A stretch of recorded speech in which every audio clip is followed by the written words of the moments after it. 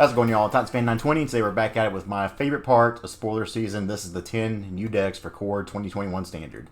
Before we get started and look at all the new decks here, a reminder, we are still doing the giveaway for a Core 2021 booster box. So if you're new here, all you gotta do is subscribe to the channel. I have the link in the description below to fill out 3 easy questions. Once we hit 2,000 subscribers, we'll be doing a drawing for that. So if you want your name entered, again, link in the description, sub to the channel, pretty easy stuff. So, as I said before, this is my favorite part of spoiler season. I love talking about new decks, I love brewing, and it's that one time where it feels like kind of anything's possible. So we'll be looking at 10 different decks today for the new Core 2021 Standard. These are decks that can, some of these I think are pretty competitive and can see a lot of play. Other ones are kind of for like, not the memes necessarily, because I do think these are all decent, but they're more of an abstract idea than you might be used to. But I have fun making these. Everybody seems to enjoy these videos the most every time I do them, so let's do it. Also, look at this, my tan. I got this tank top tan going on, and my skin is so white that my green screen can't pick it up, like my forehead also, but it's because I'm oily. Anyways, 10 new decks, Core 2021 Standard. I've got 5 that are monocolored, 1 monocolored deck for each different color in the format. Also, just 5 other random decks in here. We got some Naya Cat Dog, we have some Teamer Ramp, we have, Gruul's my baby, we got some Gruul, Celestia Tokens, Celestia, because words are hard. Anyways, let's go ahead, get to look at these decks. Let's go. Alright, so first deck of the day here, we have some Naya Cat Dog, because we're alone in the world with a little cat dog. Nickelodeon, baby. Anyways, this is probably the least competitive deck that I have of all the decks here, but when we saw Ren and Seri previewed, this is one that I kind of got excited about, and I know a lot of other people did. So I figured we'd take this out here and see how it goes. Playing 8 1-drops here, we're playing a playset of Garrison Cat and Selfless Savior.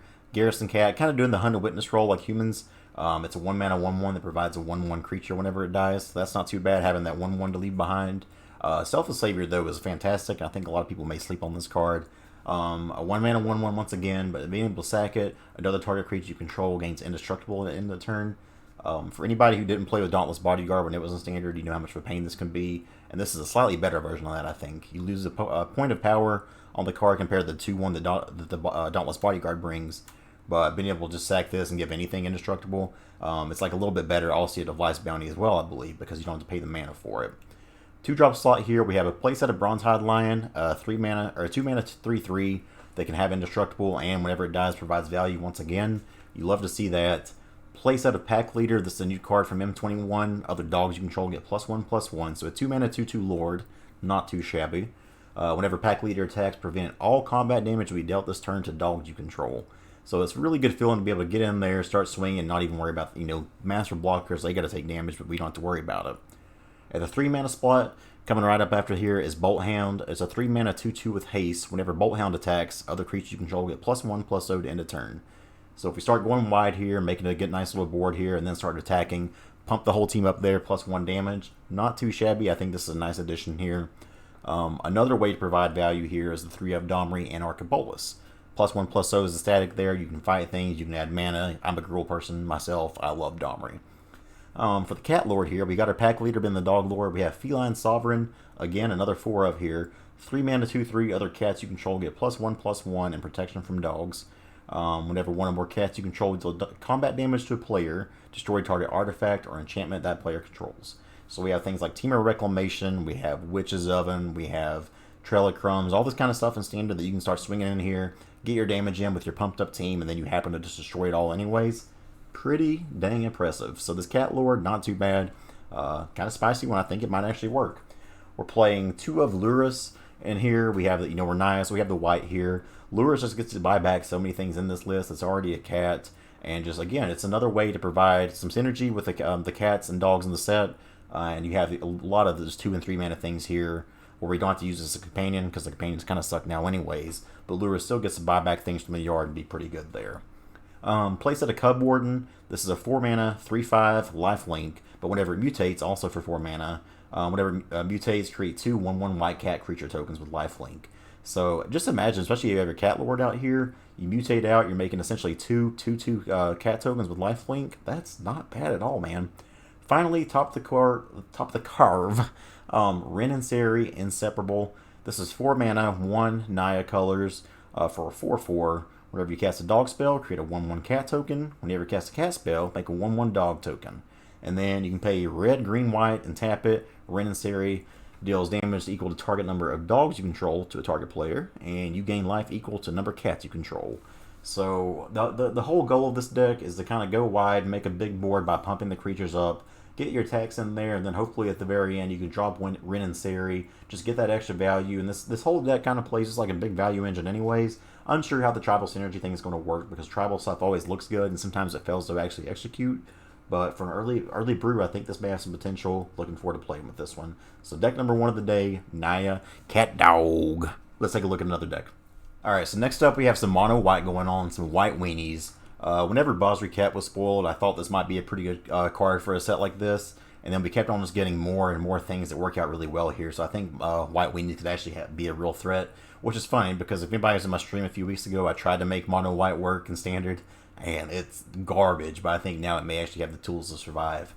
So what we got here, we have a playset of Hazada Marshall and a playset of Haunted Witness in the 1-drop slot, alongside our friend Selfless Savior once again. So we have 12 different 1-drops here to go along with 3 5-1s for protection. And again, we have a good little source of humans and non-humans in this list, so I think 5-1 is going to be really nice. Playing a 2 of Basri's Solidarity. This is a 2-mana, put a 1/1 counter on each creature you control. We love to just go wide in this list and then be able to drop counters on stuff and get the swinging. So with the 3-drop slot, we have Basri Cat. I'm playing a whole playset of these. This is the new 3-mana Planeswalker. 3 mana, 3 loyalty, +1, put a 1/1 counter on target creature you control. It gains indestructible at end of turn. Not too shabby. Its -2 is where the money is, though. Whenever one or more non-token creatures you control attack this turn, create that many 1/1 white soldier tokens tapped and attacking.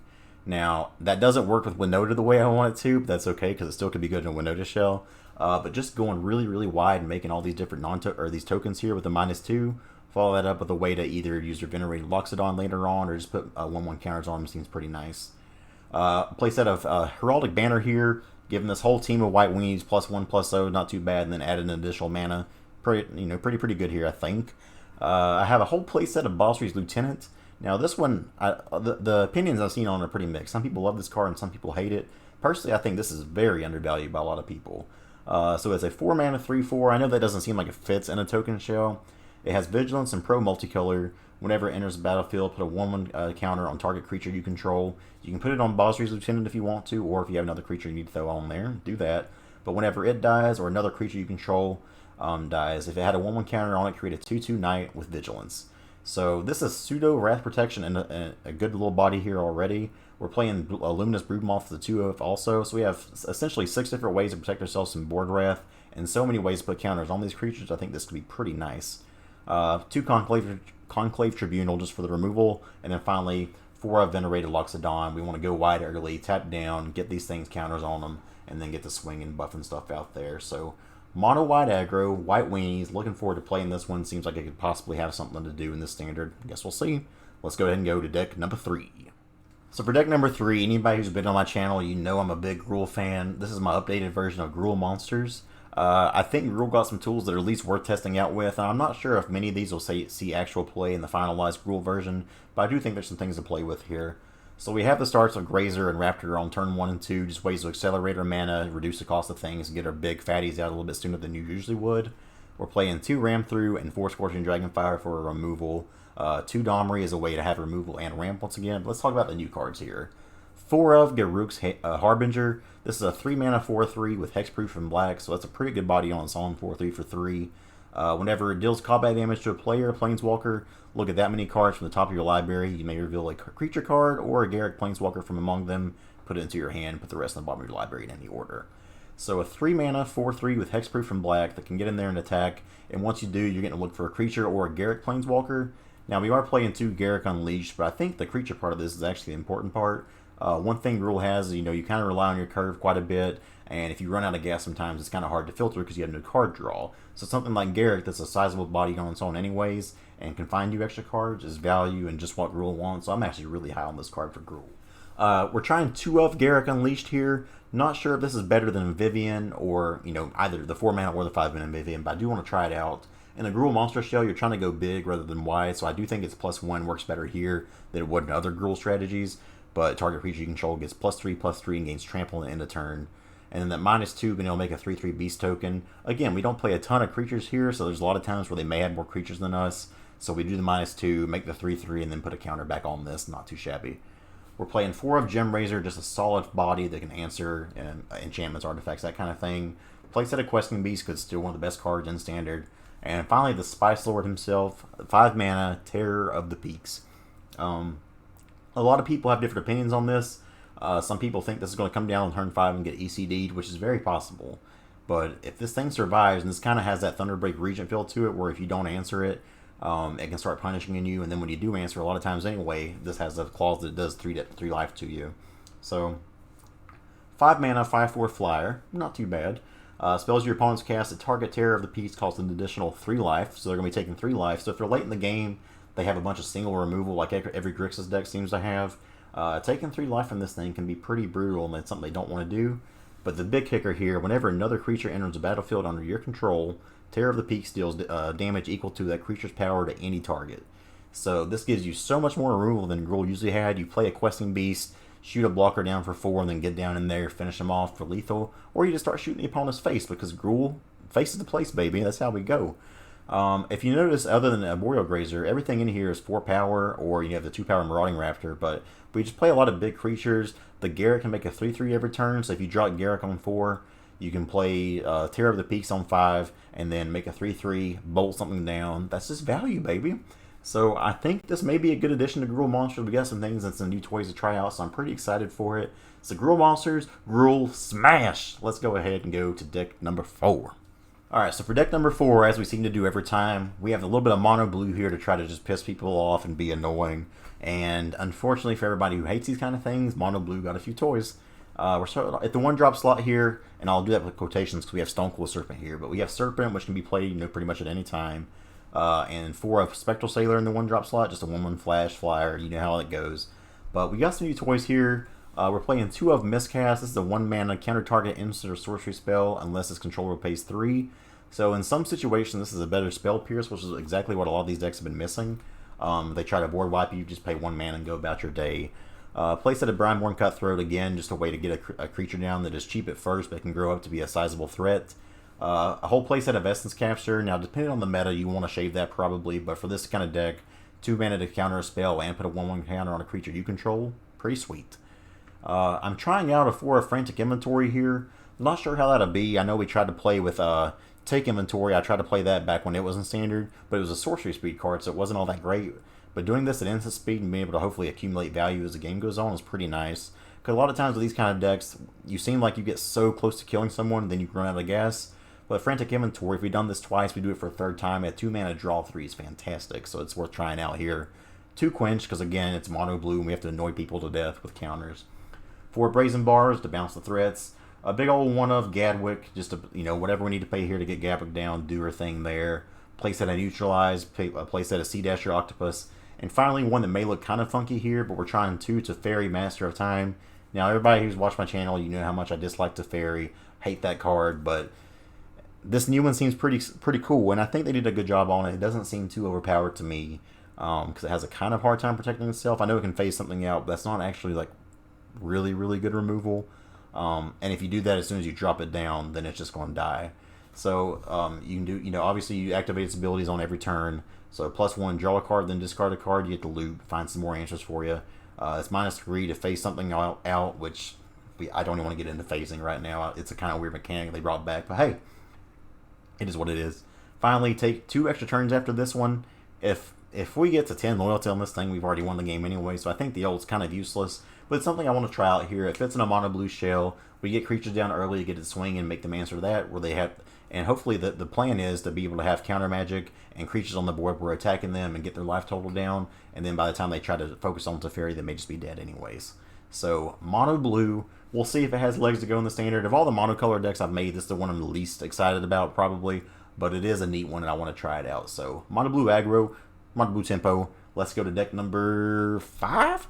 Alright, so next deck here is one that I know a lot of people are excited for. This is Celestia Tokens. And I gotta say, I'm pretty excited for this for myself. For anybody who never played with Winding Constrictor and never saw how fast that kind of card can go off in these kind of strategies, your opponent's board or your board, if you're playing, it can get so big so quickly that it's pretty fun to watch. So for here, we got our new Winding Constrictor and Conclave Mentor. This is the Celestia color 2-drop 2/2. If one or more 1/1 counters we put on the target creature you control, that many plus 1/1 counters put on that creature instead. Whenever Conclave Mentor dies, you gain life equal to its power. So if you put counters on this thing and it dies, you're getting life gain. You're helping your team get really big. This card is fantastic. Now, it does die to shock, as do a lot of creatures in Standard anyways.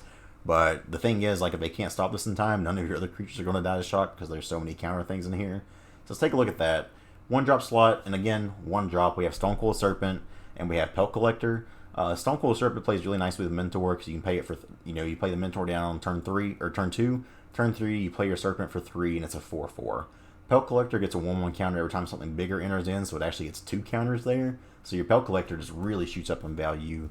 Trying a 4 of Wildwood Scourge. Not sure if this card's going to be good enough or not. It's X and a green for a 0/0 that enters with X 1/1 counters. So again, you play the Mentor on 2. Say on turn 3, you play this for 2, and you have a 3/3 here. But it starts scaling up really nicely as you go along. Whenever one or more 1/1 counters we put on a non-Hydra creature you control, put a 1/1 counter on Wildwood Scourge. So Pelt Collector into Mentor into Wildwood Scourge, you're going to see so many counters, and this thing gets huge. And a lot of decks that play red-based removal are not going to be able to keep up with this. Playing another 2 Barsary Solidarity here, just the 2 mana, put a 1/1 creature on every creature, or 1/1 counter on every creature you control. 4 of Voracious Hydra, a card that I love, and I want to get some more play in Standard with it before it goes out. The absolute best claim the firstborn target if you're playing a claim deck. But if not, XX or X double green. You can either double the counters, which in this deck you probably want to do, but if you need to fight something down, you can fight it down. I am playing 2 of Invigorating Surge, a 3 mana instant, put a 1/1 counter on target creature you control, then double the number of 1/1 counters on that creature. The possibilities with the deck, I'm telling you, are kind of insane. And once again, if you never play the Winding Constrictor, I know these kind of seem like silly cards, but the damage, the power on these creatures gets so incredible, so watch out for that. We're playing a whole playset here of a Johnny Greathearted, War of the Spark Planeswalker that didn't really get to see a lot of play, but 2 in Celestia. Starts with 5 loyalty, which is pretty nice. Creatures you control have vigilance, also pretty nice when you have these big creatures, because you can go ahead and put your clock on the opponent without tapping down anything. +1, gain 3 life, whatever. But that -2, put a 1/1 counter on each creature you control and a loyalty counter on each other planeswalker you control. Now here, I thought about playing Basri, so maybe could have had that synergy going as well. But I think a Johnny's just the thing we want to do here. Giving our creatures vigilance and 1/1 counters is exactly what this deck wants. And as we had with Mono White here, playset a Lieutenant, playset a Loxodon. But this deck just has the potential to get really big, really fast, and if people don't have the removal to take care of this stuff, I mean, you're off to the races. This is terrifying how big this deck can get, so really looking forward to this one. Let's look at deck number 6 or 7, 11, who knows. Alright, deck number 6 here, we have some Mono Red Cavalcade. I think Cavalcade is the way to go with this kind of list because it got some really nice toys for it. In the 1-drop slot, nothing new here. We're playing 4 Grim Initiate, 4 Fervent Champion. One of them been a first strike Hasty Creature, another one been a 1/1 for 1 that has first strike, which is still surprisingly relevant, but it also leaves back a token when it dies is good. 2 Shock, just to have a little bit of main deck removal in there. Cavalcade is a big card here, though. We're playing a whole playset of that because we have 4 of Chandra's Pyroling. Chandra's Pyroling is probably the best card that this deck ever could have asked for. It's a 1/3 for 2. That doesn't sound very good, right? Well, whenever you source you control deals non-combat damage to an opponent, Chandra's Pyroling gets +1/+0 and gains double strike. So you've seen how Chandra's Spitfire can go off whenever you have your Cavalcade out and really pump it out to just murder someone. This thing getting +1/+0 and double strike is going to make this huge and do a lot of damage. Now it does stink that it doesn't have trample, so that could be an issue here. But any kind of combat damage to people blocking, this is one of those beautiful cards that if you're playing a deck like Gruul or Mono Green on the other side of the battlefield, you can attack through without having to worry about it. So, playset of that, a playset of Forbidden Friendship, just a way to make 2 mana, 2 1/1 tokens. One of them having haste, nice. 2 Heartfire, sack something if it's about to die, do 4 damage on any target, so we have some removal in here. 2 Annex if the board gets wiped. Hey, more 1/1s, what do you do? Playing 2 of Bolthound here. I know we talked about this in the previous deck, but you go to attack here, you still get your Cavalcade triggers, and then you pump the team afterwards. Pretty nice there. 2 Chandra Acolyte of Flame, just another way to throw some 1/1s out there, get all the triggers. 4 Chandra Spitfire, because again, this is still your big killer in the deck. The 3 of Torbrand at the top end, make all the damage go kind of crazy. But 2 of here of Subira, I don't know how to actually say this. We're going to call it Subi. 2 of Subi, Tulzudi, Caravaner. We're going to call her Subi. Okay. 2 Asubi here. This is a 3 mana haste for 2/3. Now that doesn't fit in this deck, right? But those bottom abilities actually have some kind of neat things they can do. You can pay 1, another target creature with power 2 or no, 2 or less can't be blocked this turn. Basically everything in the deck. So you can pay 1 mana to make something unblockable, and then you pay 2 mana and tap it. Discard your hand until end of turn. Whenever a creature you control with power 2 or less, again pretty much everything, deals combat damage to a player, draw a card. So you drop this down late game. You're running out of cards because you vomited your hand out into the battlefield to try to kill someone. You pay the 2 mana. You tap this. You get to attacks. And if you need to guarantee that you get that damage in there, you pay the 1 mana to make sure your creatures can't be blocked. And you're just drawing a card for every one of those, saying gimme, gimme, gimme. So old Subi, I think Subi can be a player here in this mono red deck. Just so many different ways to kill people really fast. Again, Chandra's Powerling seems like a fantastic addition to here, so looking forward to playing with that. But Mono Red Cavalcade, let's punish these greedy decks to try to ramp all day, baby. Mono Red, let's go. And speaking of ramp, let's look at the next deck. Alright, so we're going to talk about some ramp. We're going to talk about some ramp. This is Temur Ramp, trying to get to big old Ugin the Spirit Dragon. Playing 29 lands in this thing because we need all the lands we can get. Honestly, 29 may not be enough for this. This is where I'm starting off with. Playset a Grazer, playset a Growth Spiral. Nothing you hear in the ramp decks is something they want to do all the time anyway. 2 Scorching Dragonfire for a little bit of single targeted removal, even though we have a good number of Wraths in here anyway. 4 of Euro, nothing new here. We're used to that in the ramp strategies here. We're playing 3 of Azusa, Lost But Seeking. This is a very nice reprint that we got here in Core 2021. 2 mana, 2/3. You may play 2 additional lands on each of your turns. This allows you to get things like Ugin out on turn 4, I think is the earliest you can get it out. But turn 4 Ugin seems kind of nutty here. We're playing 3 of Cavalier of Thorns, a 5 mana, 5/6 with reach, so a really good body that we can easily get out on turn 3, hold the battlefield down, and then help you ramp a little bit more. Playset Nissa, because apparently Nissa's good at ramping. Who would have thought that, right? Let's go to the Spice Lords over here. We have a 1 of Chandra, Awakened Inferno, uncountable card, wipe the board, do single damage or something like that. Really, really nice. 2 of Genesis Ultimatum. We have a lot of big hits here at the top end, so we try to spin the wheel in Genesis Ultimatum and see what big things we can put on the battlefield. Finally, whole playset, we're going big. 4 8-drops in the deck with Ugin the Spirit Dragon. If you haven't played Historic, or it's not in Historic yet, but if you haven't played Pioneer, Modern, or anything like that, Ugin is a house, and I expect no different. I think even in Standard, Ugin is going to be a big deal. It starts at 7 loyalty already, which is pretty high, and it gets a +2, deals 3 damage to a target creature or player. Okay, that's fine. It's a good little clock to close out a game with. If you do that twice, you're ready to ultimate. That -10, you gain 7 life, draw 7 cards, put 7 permanents on the battlefield under your control. That's nutty. You can ultimate this, put another Ugin down afterwards, and keep on going about your day. Put that -X, exile each permanent with converted mana cost X or less that's 1 or more colors. I'm telling y'all, Temur may be something scary. There's going to be some kind of ramp shell that has Ugin in it, and I felt like Temur was a fun way to go, getting a little bit of targeted removal. With things like Simic, it's really fun to ramp into it, but a lot of times your removal package is garbage, just plain garbage. So having the Chandras here, having the Scorching Dragonfire, and then whatever sideboard we went with, having removal as well, not too shabby. So watch out for Ugin, Temur ramp. Let's go to the next deck. Alright, going back to the monocolor decks now, we have Mono Black. But I took this Mono Black one in a really weird direction that I'm really curious about. Now, this is not the kind of deck that I ever play, but I'm kind of proud of myself for this one. I feel like I did some smart things here. So this is Mono Black Control, which I've actually had a few people ask me about. But we start out here, we have the 2 main deck Duress and 2 of Eliminate. Eliminate probably needs to be more of, honestly. It's such a fantastic card, but we did get Grasp of Darkness reprinted as well.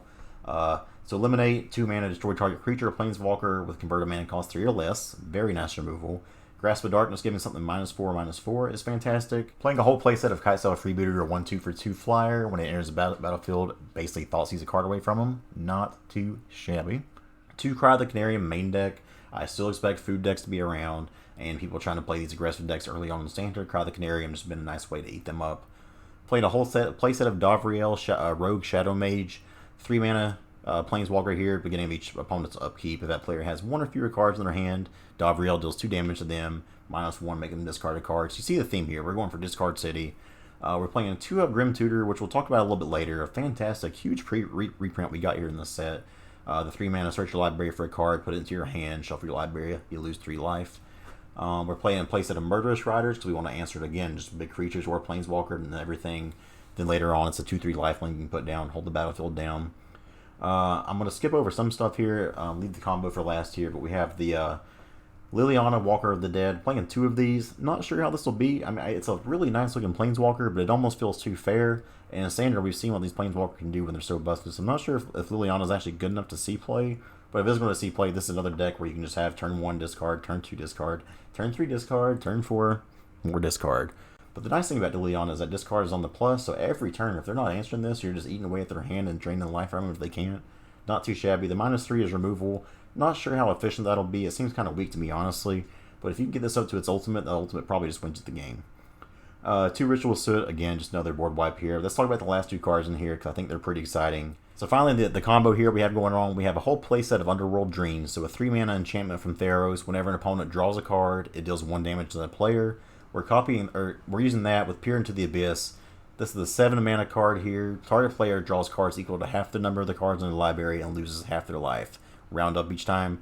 So with Underworld Dreams here, they take a damage for each card they draw. So we make them draw half their library. They take, I don't know, 20 damage, something like that.